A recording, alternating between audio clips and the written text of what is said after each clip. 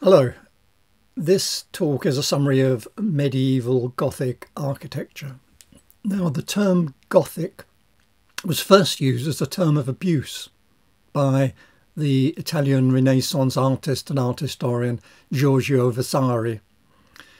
He was describing the architecture of the medieval period, and he wanted to emphasise what he considered to be its crudeness and inferiority to the new, latest and much admired classical Renaissance architecture. Now, as the Goths played a crucial role in the fall of Rome, the term Goth and Gothic were synonymous during the Renaissance with barbarism. However, by the 19th century, the Gothic Revival movement had re-evaluated Gothic and appreciated it for its complexity, creativity, innovation, and beauty. The painting we see here is by John Constable of Salisbury Cathedral, which is an early English Gothic cathedral, but more of that later. First, a reminder. This is Romanesque, which precedes the Gothic, and it's more accurately Norman architecture that I covered in my talk on the Romanesque. It's Durham Cathedral, and I wanted you to, I'm showing it so you can note its typical thick walls, small windows, and rounded arches.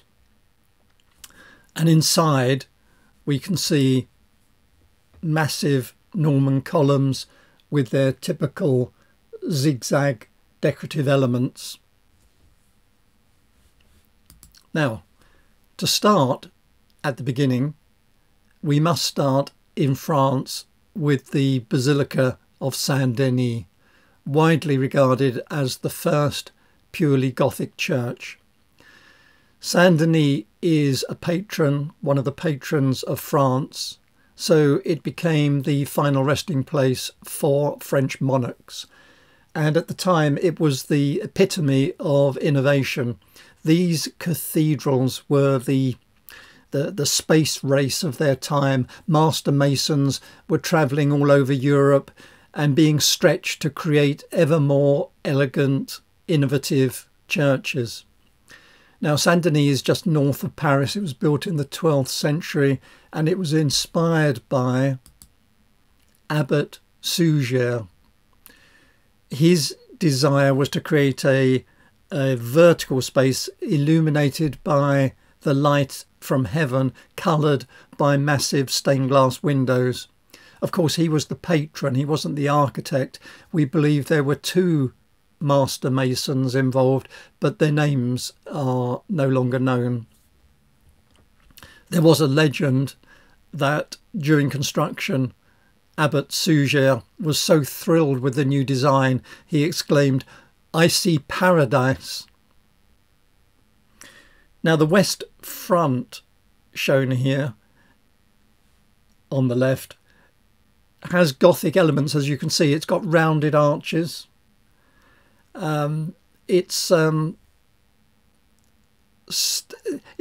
Note it's got three sections on the west facade, and it's these clearly marked three sections which is one of the elements of Gothic and a break with the Romanesque. You can just make out to the north of the building, on the left-hand side, the flying buttresses, another element of Gothic. So soaring pillars, ribbed vaults, stained glass windows, flying buttresses, they're all elements that form a transition away from the Romanesque to this new Gothic style. And Saint-Denis is known as early Gothic. That's the period that was followed in France by what's called High Gothic, rayonnant Gothic, flamboyant Gothic, and then late Gothic. I'll show you examples of each, but first what I wanted to do is to define some of the terms I'm going to be using before I continue. Now, churches were typically laid out east-west. facing the east, facing Jerusalem, facing the rising sun.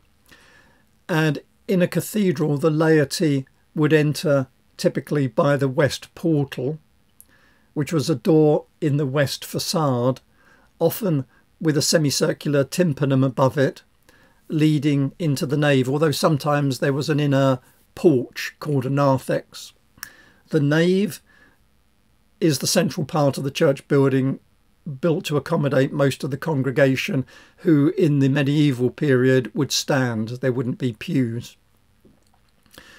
In traditional Western churches, it's rectangular and separated from the chancel by a step or rail, and from adjacent aisles by pillars. The aisles run either side of the nave, north and south, and may contain chapels, often funded by patrons.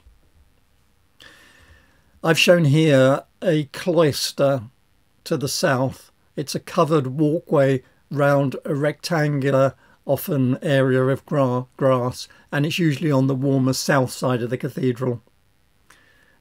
And typically when the cathedral or church is part of a monastic order, and it's only used by the monks, not the laity. Now, in a traditional cross-shaped church or cathedral, the arms of the cross shape are called transepts, and we have the north transept and the south transept projecting out at right angles from the nave. There's also typically a chapter house, which is a room where meetings are held. It could be, for example, meetings of the cathedral chapter or the monastic order. Then separating the laity in the nave from the clergy in the chancel, there would be a rood screen, which would be a richly carved wood or stone screen separating the nave and the chancel, which is different from the rood. The rood is a life-sized crucifix placed on the central axis of the church, normally at the chancel arch, that is above the rood screen. Now, the chancel is the part of the church near the altar or around the altar reserved for the clergy and the choir. As I said, typically separated from the nave by steps and or the screen. And in medieval times it wasn't accessible to the laity except round the ambulatory. Not all cathedrals have an ambulatory. It's a continuation of the aisles on either side of the choir and around the east end of the church to form a continuous processional way, so that pilgrims entering by the west door could make their way around the sacred area, and this enabled them to see and be close to the relics, and they'll go all the way around and come out again, a continuous processional way. In the centre is the choir, sometimes spelt Q-U-I-R-E, the part of the church containing the high altar used by the choir and the clergy. The altar is the table in a Christian church at which bread and wine are consecrated in communion services, and behind the altar there is often what's called a reredos, which is an ornamental screen covering the wall at the back behind the altar. Now, around the church there can be large semicircular, sometimes polygonal recesses which are arched and have sometimes a domed roof. Typically they are at the church's eastern end. And then sometimes again behind the choir there is what's called a retro choir, which is a space behind the high altar, which may contain seats for the church choir or relics. For example, in Winchester Cathedral, the retro choir houses a shrine for St. Swithin. Then at the far east end, there is sometimes a chapel dedicated to the Virgin Mary, a lady chapel. And in general, there can be other chapels around the church, which are areas or rooms for services, as distinct from specific chantry chapels, which are specifically endowed for the singing of masses, typically every day, for the patron after his or her death, in order to shorten their time in purgatory. And then final few definitions. I mentioned that Gothic is associated with pointed arches. There's a large number of different types of pointed arch, and I've shown you a small selection here from a textbook, and I've labelled one of them number 4 because we'll come across it later. It's called an ogee arch with this double curve. Ribbed vaults, which is a sort of skeletal framework supporting the roof to some extent, but also a decorative element. And it became a more and more complex aesthetic feature of Gothic churches more later. And then finally, flying buttresses, the external supports that transfer the weight of the roof down the walls. The weight of the roof exerts a force downwards and outwards. It pushes the walls out, and the arched flyer transfers this outward force down to the ground, which means that larger windows can be installed and the walls of the church made thinner. You might wonder how master masons at the time calculated this, where they didn't have the mathematical equations to enable them to calculate the force. They used trial and error and years of experience, and that experience was distributed to other masons through the guild structure. They also used full-size tracings, often on the floor of the cathedral, and wooden models, and they would also keep a watchful eye out for cracks developing in the structure as they were building it and reinforce that part. So it was a trial and error business. Notre Dame de Paris. This is High Gothic, 13th century, started in 1163, and this is exemplifies, it's a typical example of High Gothic, massive size, twin towers, extensive use and very clear use seen here of flying buttresses, pointed arches, intricate tracery, rose windows. And this is considered to be one of the finest examples of French Gothic architecture. And you can see here very clearly all of those features I just mentioned that distinguish it from the more squat, solid Romanesque style that preceded it. Sadly, of course, a major fire in April 2019 caused serious damage and forced the cathedral to close for 5 years. It's planned to reopen on the 8th of December 2024. Let's hope it does. There was a lot of damage internally. I've marked in red those parts, the spire and the part of the roof that were completely destroyed and are being rebuilt to the original design. Chartres, another example of High Gothic. It started the rebuilding. There were at least 5 previous cathedrals on the site going back to the 4th century, but the rebuilding in 1194 following a fire about 30 years after Notre Dame was started created most of the structure that you see here. It's, as I said, another example of High Gothic with, in this case, extensive use of stained glass, mostly constructed over a 16-year period, and one of the most influential of the Gothic cathedrals. One of the most distinctive features, as I said, is the stained glass. This is the south rose window, south transept rose. It's known for both its quantity and quality. Note here the 3 levels. First of all, across here is the aisle. So we have the aisle level.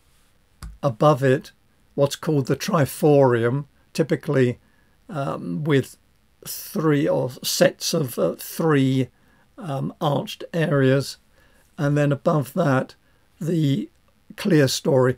Incidentally, some people pronounce it clerestory. Either will do.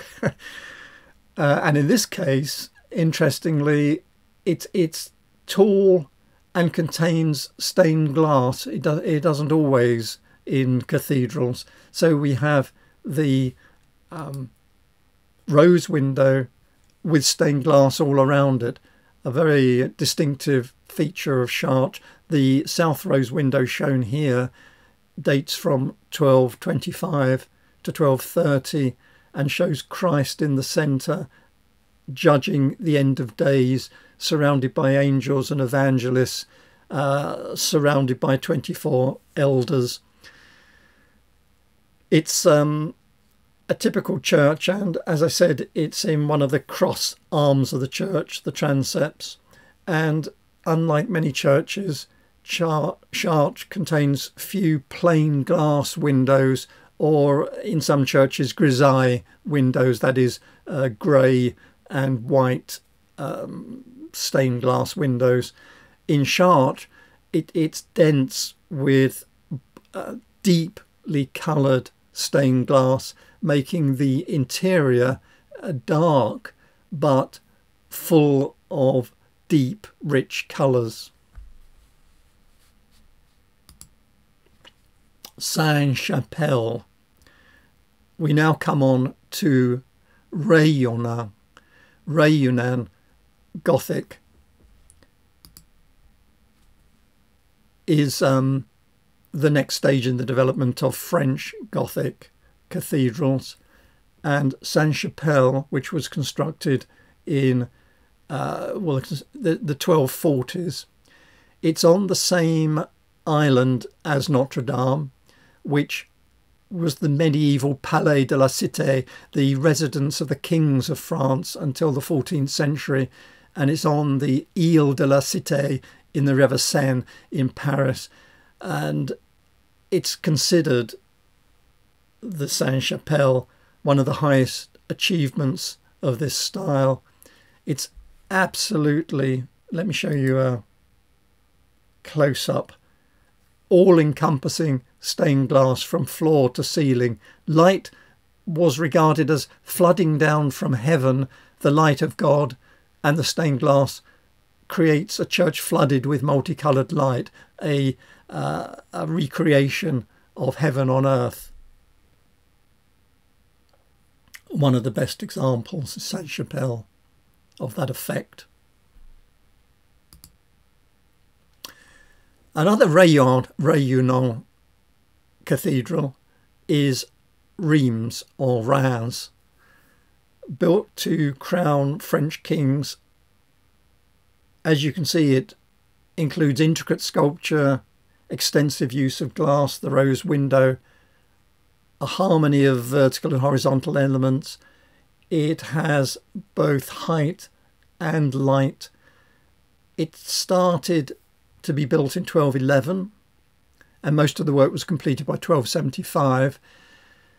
Note that compared with Chartres, which we've just seen, it's much more ornamented with many finials. Finials are, let me point to these little bits sticking up here. All these little bits that are sticking up here are finials, ornamenting the top or the edges of the corners of the cathedral. And we also see extensive use of what are called crockets. These are small decorative projecting elements like buds or leaves or balls. Let me point to those along here, along these edges here, along here. All the edges here, you can see these little structures here are crockets, just to increase the ornamentation. The west facade shown here is famous for its magnificent rose windows, and it's also famous, excuse me, for this sculpture.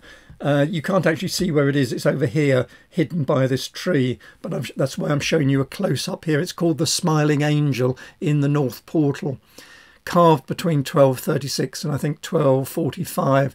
It's naturalism, flowing drapery, intricate detail, and humanistic expression.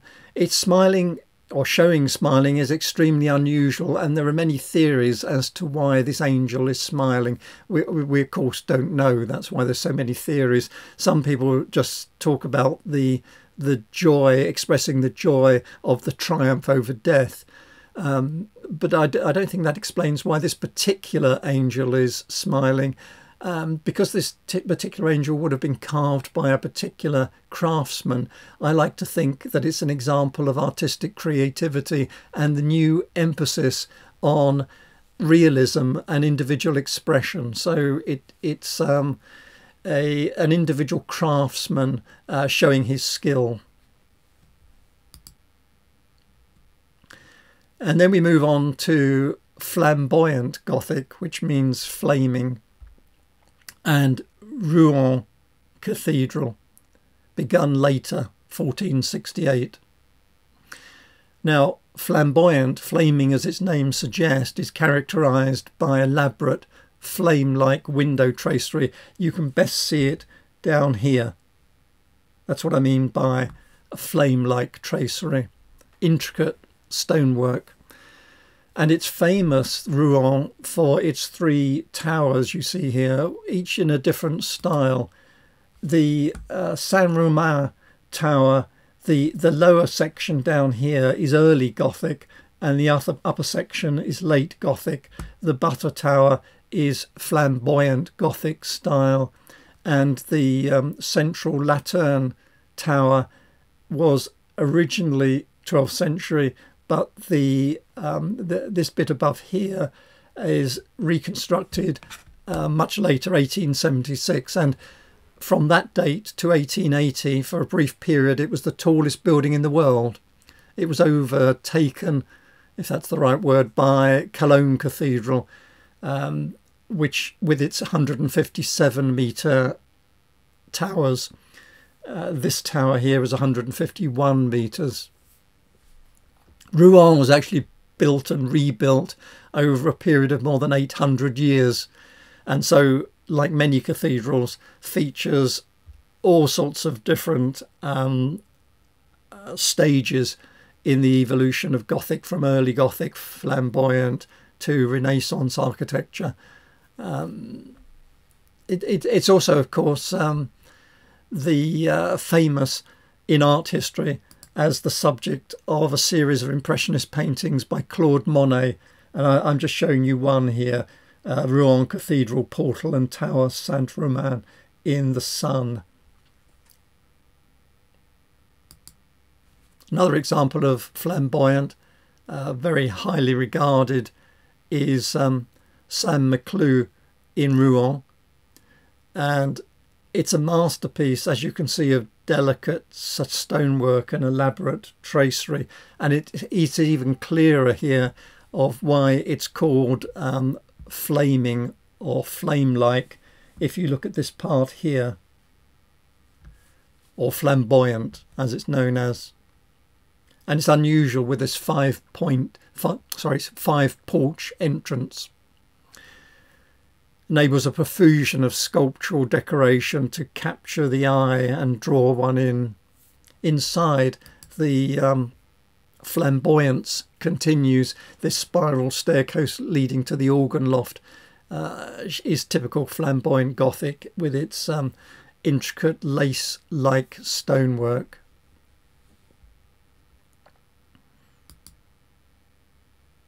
I just mentioned Cologne Cathedral. This is Cologne Cathedral, and what I'm going to do now is I'm going to show you one cathedral in Germany, one in Spain, and then spend the rest of the time talking about the evolution of Gothic architecture in England. Cologne was begun in 1248 but not completed until 1880, so it took over 600 years to complete. It's one of the finest examples of Gothic architecture in Europe. As I said, the towers are 157 metres tall, the tallest structure in the world at the time, although it was a few years later, I think 4 years later, in 1884, it was overtaken by the completion of the Washington Monument. But it's still the tallest twin-spired church today. Its nave is enormous, 144 metres, and can accommodate 20,000 people. The vaulting is high, 43 metres high, creating a vast interior space filled with light from the many stained glass windows. And it even includes one window designed by the modern German architect Gerhard Richter in 2007. It's difficult to grasp the sheer size of Cologne Cathedral, and I think that can be done if you look at the size of the people down here. It gives you a measure of the size and scale of the cathedral. I said I'd show you a cathedral in Spain. This is Seville Cathedral, started in 1401. Typical Spanish Gothic. It's more massive in its scale, less soaring, a lot of intricate detail. And in fact, when it was built, the members of the cathedral chapter said, "Let us build a church so beautiful and so grand that those who see it finished will take us for mad."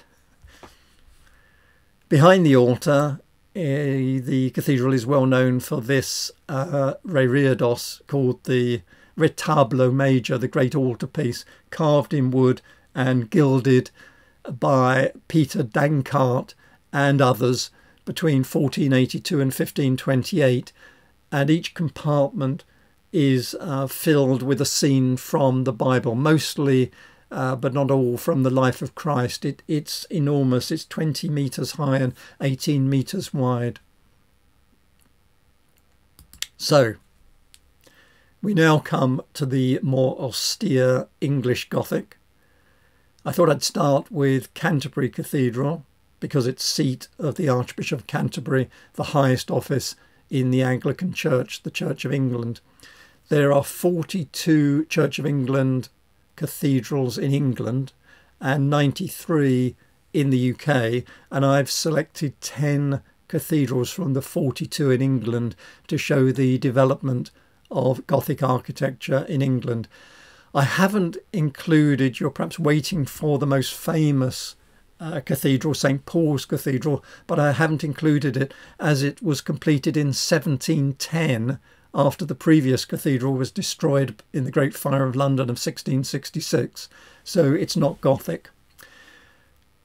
The Gothic in England went through different stages.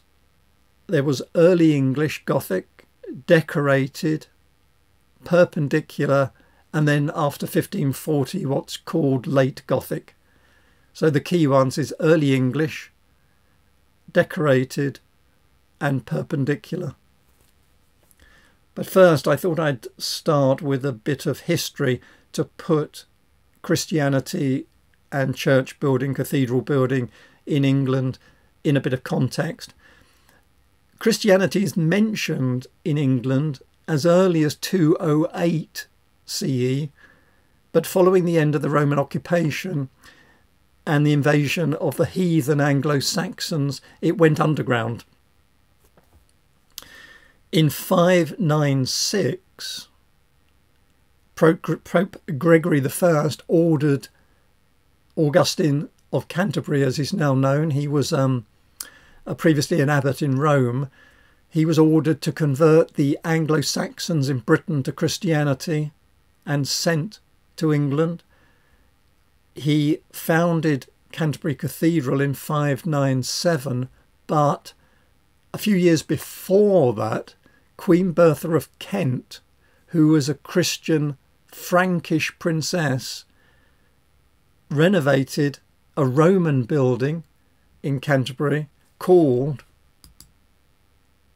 St Martin's Church in 580, 16 years before Augustine arrived, making this the oldest church in Britain still used as a church. Now, the cathedral was completed or completely rebuilt, I should say, in 1070 or between 1070 and 1077.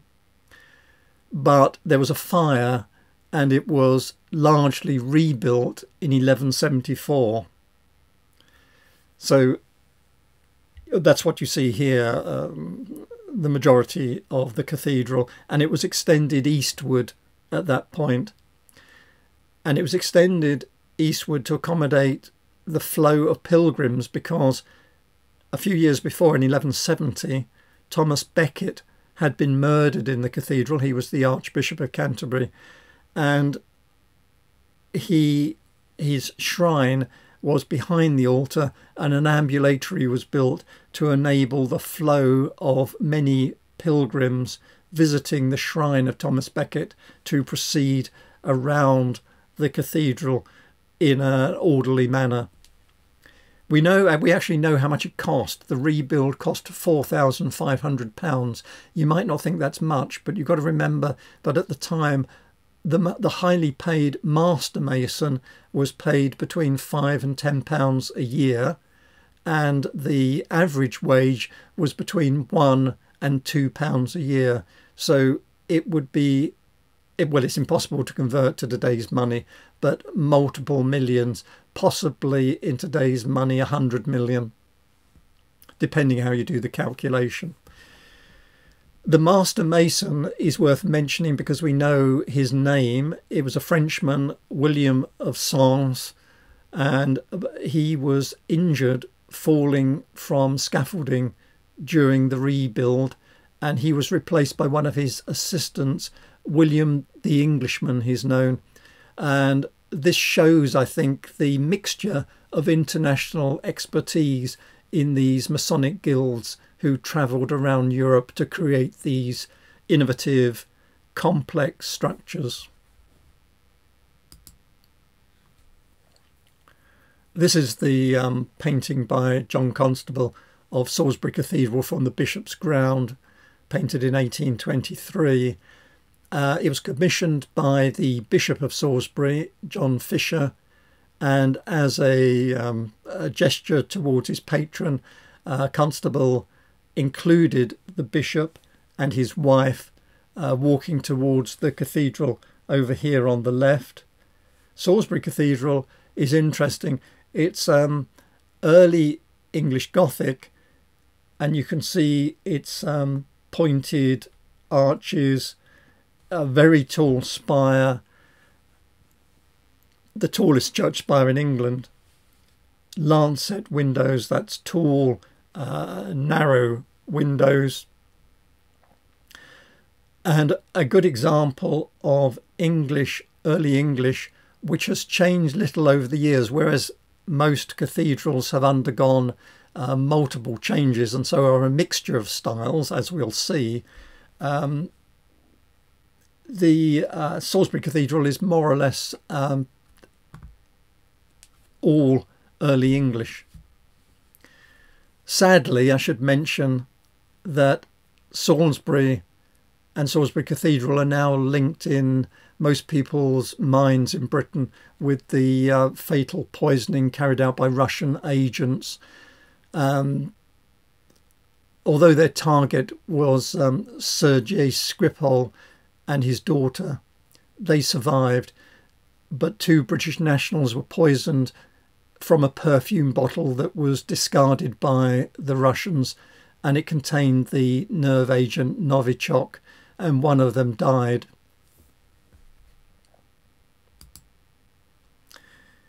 Lincoln Cathedral is an example of early English and decorated Gothic elements. It's highly regarded by architectural scholars. In fact, the Victorian art critic John Ruskin, and I quote, declared, "I have always held that the Cathedral of Lincoln is out and out the most precious piece of architecture in the British Isles, and roughly speaking, worth any two other cathedrals we have. It's certainly a fine cathedral. I don't know whether I'd agree it's worth two other cathedrals. Inside, it has what's called the crazy vault, which is a good example of early vaulting, which developed into the much more ornate vaulting we'll see later. We know who designed it. It was a French Norman master mason, Geoffrey de Noyer. He designed the choir and this first decorative vaulting in England. The reason it's called crazy is because, as you can see, it's skewed. It's basically what's called a quadripartite vaulting, which was used in Chartres and other French cathedrals. But the bays are slightly offset. If you see the ways that one tierceron rib joins two others, which then go down to separate pillars. Or let me point to that. One tierceron rib splits at the boss and goes down through two tierceron ribs to two different pillars. This term, by the way, tierceron, are minor ribs that don't pass directly through the middle, like this rib here goes straight through the middle. And also the other sorts of rib that, or the other term that we'll come across later, is lierne. They're connecting ribs. We'll see an example of that later, though. The scale, I should mention, is difficult to appreciate. Many of the bosses you see are getting on for a metre. That's 3 feet across. They're very large when you see them up close. And Lincoln Cathedral has in the nave we see here a later, more ornate vaulting, and in fact you can see here the lierne ribs that I mentioned. There's a lierne rib, a joining rib, to make the structure look more decorative.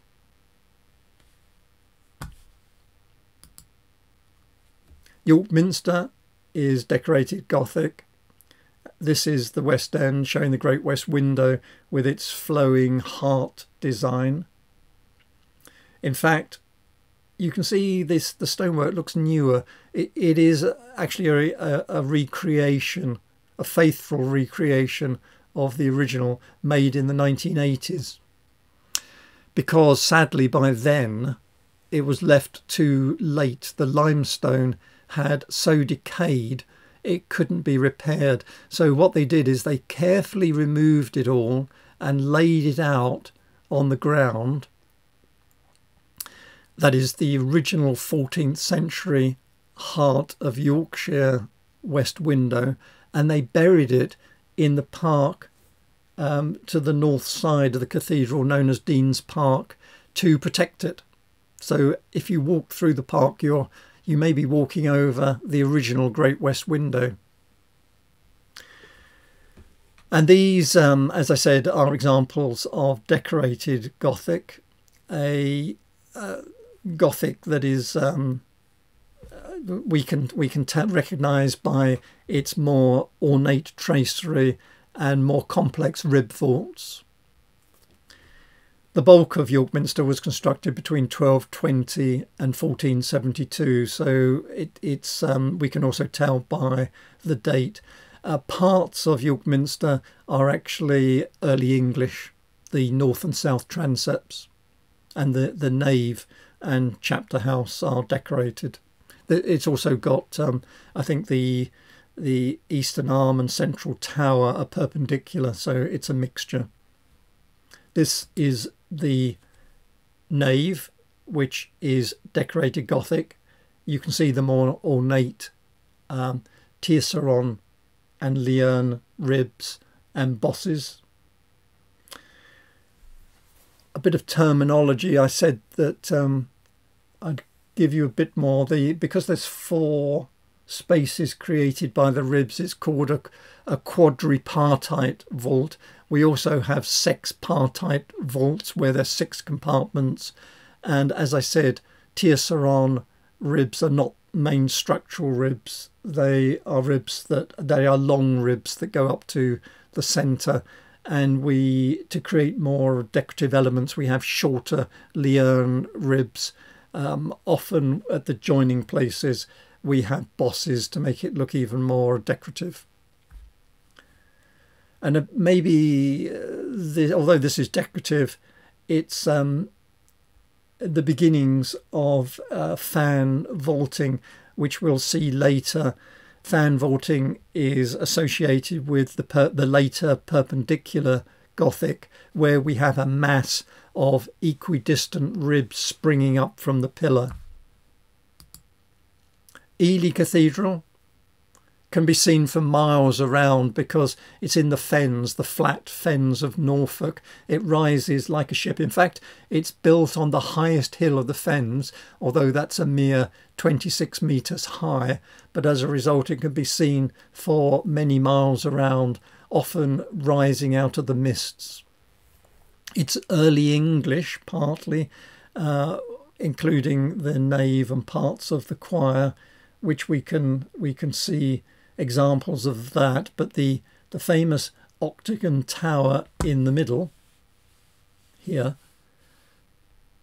was built following the collapse of the original Norman tower, and it's an example of decorated. Let's look inside. This is inside the tower from one of the transepts looking up towards the tower. I was lucky enough to go on a guided tour up in the octagon tower, and it's difficult to appreciate, but up here this part is almost the height. It comes up to about this level, and 1 or 2 of these paintings of saints are removed so that you can look out from up here across and down into the centre of the church.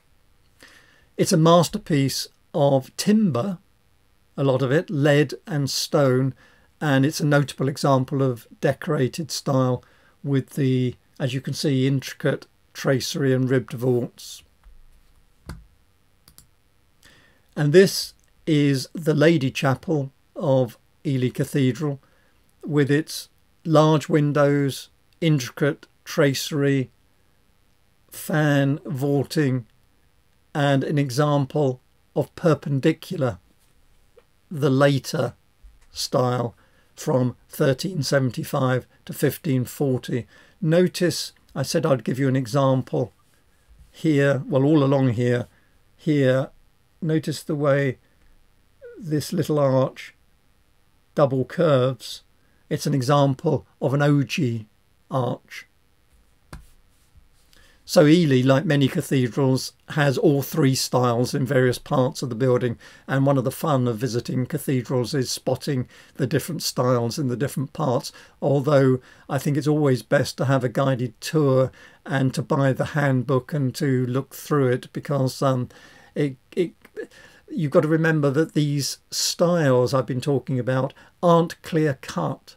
They're the results of the mason engaging in the latest innovation, but a mason might choose to put in older elements, or might sometimes do something so innovative it's picked up by other masons and used later in the sort of later styles. So a mason who's created, if you like, the first ideas of something that's picked up and widely used later. Norwich Cathedral, an example of centuries of additions and changes, so a variety of styles. The original cathedral was 1096, and so Norman, and you can see that here. It's got the rounded small Norman windows. However, the nave shown here is late. It's perpendicular. And this, I think this is the first example we've seen of fan vaulting. Note here, all of these ribs springing out from the pillar here is an example of fan vaulting, which is typical of Perpendicular style. And note, of course, the elaborate ribbed vault with its terceron ribs and lierns joining them. As I said, the church, the cathedral, was begun in 1096 and was enormous. It occupied, when it was completed, a tenth of the total area of the medieval city, demonstrating the effort and cost, the wealth that went into building these structures. This is Westminster Cathedral. It was started in 10 or even earlier, but 1066. Since 1066, it's been the location of coronations of English monarchs, 40 English and British monarchs, a burial site for 18 English, Scottish and British monarchs, and at least 16 royal weddings have taken place since 1100. And like the many churches, the abbey is a mixture of styles. For example, these two towers here, this top part, these two top parts of the tower were built in the 1740s by Nicholas Hawksmoor and John James, so they're Gothic Baroque.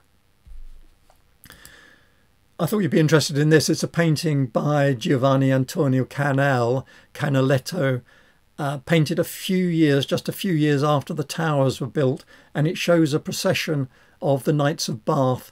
The Knights of Bath are second only to the highest order of knights, the Order of the Garter, and new knights of the Knights of Bath are inducted into the order at Westminster Cathedral, so that's what you see here. I wanted also to show you in Westminster Cathedral at the East End the Henry VII Chapel.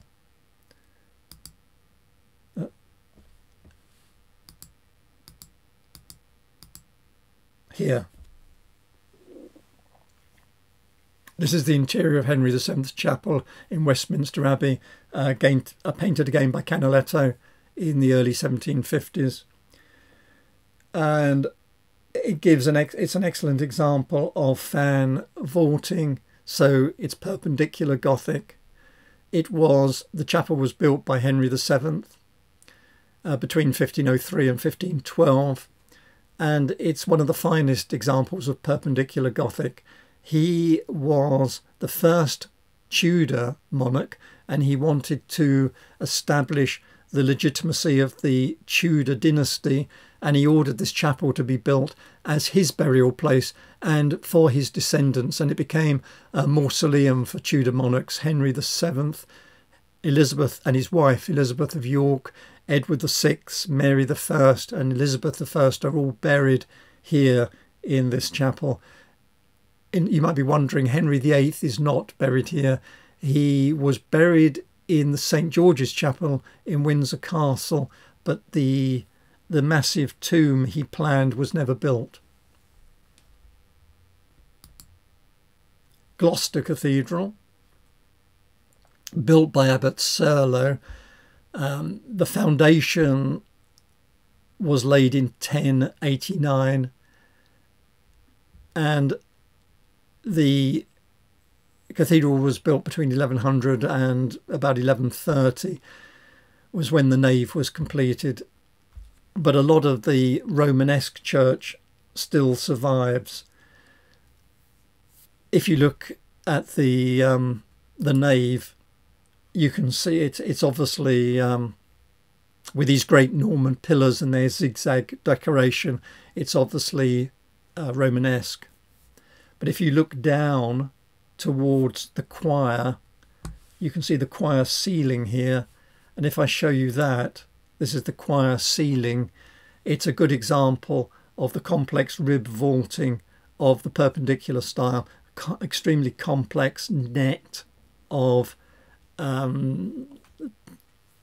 ribs with their bosses.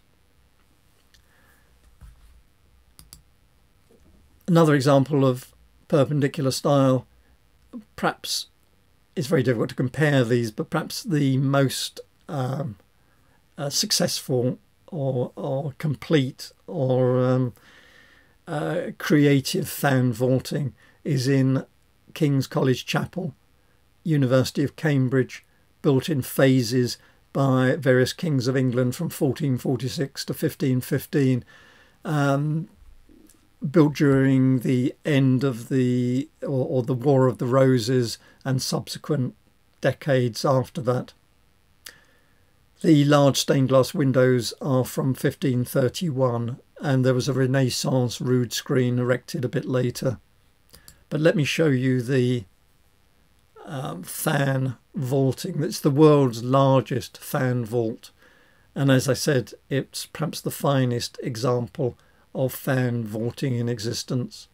Note the emphasis on verticality, the vertical lines, the large stained glass windows, the sense of height, the elaborate and intricate tracery, and of course the fan vaulting, the ribs spreading out like a fan. Winchester Cathedral. Now, when William the Conqueror invaded England in 1066 and took over control of England, he installed his own bishops in place of the Anglo-Saxon bishops. And amongst others, he installed his friend and relative Valcelin as first Bishop of Winchester in 1070.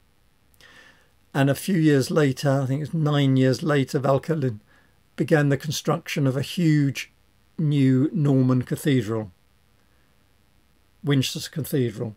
And you can see the tower and the transept over here are Norman. So they are the remaining Norman part. It's got an early English retro choir. That's the space behind the high altar, built between 1200 and 1230 at Winchester. And that retro choir, as I said they often do, houses the relics, the shrine of St. Swithin. It has a very long and wide nave in perpendicular Gothic style. It was remodelled by William of Wykeham as the longest nave in Europe at 170 metres in the late 14th century. It was actually begun by an earlier bishop, Bishop Eddington. A majority of the work was done by Bishop William of Wykeham. His architect, William Winford, reclad the west end and the three-tiered Norman walls in this what was then the latest perpendicular style. And it was completed, the nave was completed under his successor, Cardinal Beaufort. We now move on to late Gothic. We're coming towards the end of Gothic. Late Gothic is from roughly the 1540s onwards. This is St. George's Chapel in Windsor, in the grounds of Windsor Castle. I should also mention, you know, when I mention dates like 1540, all the dates are imprecise. You can't be precise. You'll often hear different dates stated because they all overlap, and masons use features from different periods and invent new features, as I said. It's late perpendicular with a few Renaissance elements, completed in the 16th century. It's mostly Gothic, mostly perpendicular, with a few Renaissance architectural elements. Renaissance, by Renaissance, I'm referring to elements that are more classically inspired, less ornate, more austere, more symmetrical, more columns, with the classical orders, the Doric, Ionic and Corinthian pediments, that's flattened columns and decoration that would include volutes and acanthus leaves. All those sorts of things are what we expect from Renaissance architecture. This is the interior of St. George's Chapel, the nave, with its fan vaulting, complex rib vaulting. It seats 800 people, and the chapel is a royal peculiar, which means it comes under the direct jurisdiction of the monarch. As I was saying, the Renaissance elements are minor. There's actually, if you go there, there's a tomb of Edward IV that's got pilasters and more naturalistic carving. Some of the stained glass windows are more naturalistic in the Renaissance style, and the tomb of the Duke of Suffolk has classical columns and rounded arches. And my final late Gothic example is Christ Church Cathedral in Oxford, primarily Gothic, but again with Renaissance features, Renaissance additions, Renaissance in the sense of its proportion, balance and symmetry, drawing on classical features and moving away from the verticality and asymmetry of Gothic architecture. Its Renaissance internally is restrained to the ornamentation, and so fundamentally it's Gothic with some Renaissance elements. The first fully Renaissance buildings in England were much later than Renaissance architecture in Italy, and they weren't really built until Inigo Jones, 1573 to 1652, the first truly revolutionary architect in England of the modern era. But that's another talk. And that brings us to the end of this talk and my rapid run through the history of Gothic cathedral building.